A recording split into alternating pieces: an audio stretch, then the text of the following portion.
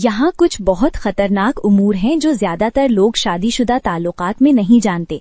कुछ चीजें जो लोग हलाल समझते हैं दरअसल हराम हैं और ये बड़े गुनाहों तक पहुँच सकती हैं, और कुछ चीजें जो लोग हराम समझते हैं हकीकत में हलाल हैं और इनमें कोई गुनाह नहीं।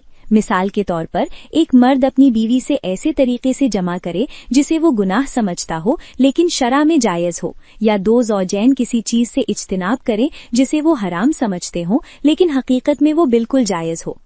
आज हम इस्लाम में जमा के बारे में 10 बहुत जरूरी सवाल नंबरात के जवाब देंगे जो आपके तसव्वुरात को झंझोड़ देंगे, और कुछ जवाब आपको हैरान भी कर सकते हैं, जैसे औरत के सामने ताल्लुक, निजी लम्हात की तस्वीर बरदारी या रमजान के दिन में जमा।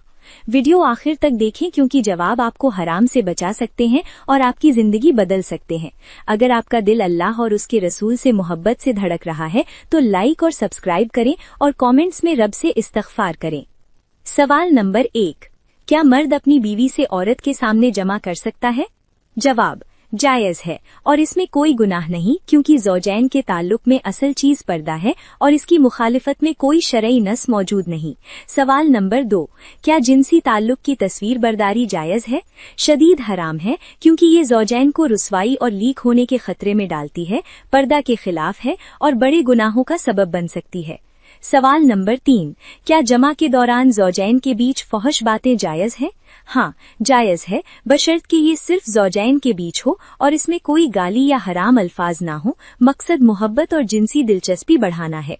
सवाल नंबर 4, क्या हेज़ के दौरान जमा जायज है? वाज़ेह तौर पर हराम है, जैसा कि कुरान में बयान हुआ, लेकिन फर्ज के बिना दूसरे तरीकों से लुत्फ अंदोज होना जायज है। सवाल नंबर 5, क्या बीवी जमा से इनकार कर सकती है? हाँ, अगर उसके पास शरई या सेहत का जवाब हो। अगर बिना किसी जवाब के इनकार करे तो गुनाह हो सकता है, क्योंकि इस तरह वो अपने शौहर का हक ज़ाय करती है।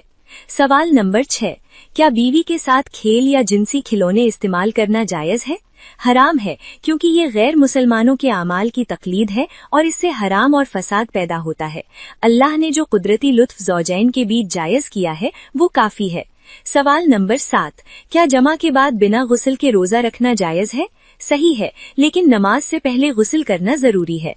सवाल नंबर 8, क्या जुमे की रात जमा का कोई खास फजीलत है? कोई सही हदीस इसकी तस्दीक नहीं करती। जो कहा जाता है उसका कोई असल नहीं। जमा किसी भी समय जायज है। सवाल नंबर 9, क्या रमजान के दिन जमा जायज है अगर शौहर रोजा भूल जाए? अगर भूल कर हुआ तो कोई गुनाह नहीं और कफ्फारा 1 महीने के रोजे 2 महीने लगातार या 60 मिस्कीनों को खिलाना है।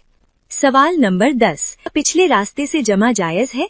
अगर ये दाखिल अगली शर्मगाह में हो तो कोई हर्ज नहीं, लेकिन अगर मक्द में हो तो शदीद हराम है और ये बड़े गुनाहों में शुमार होता है।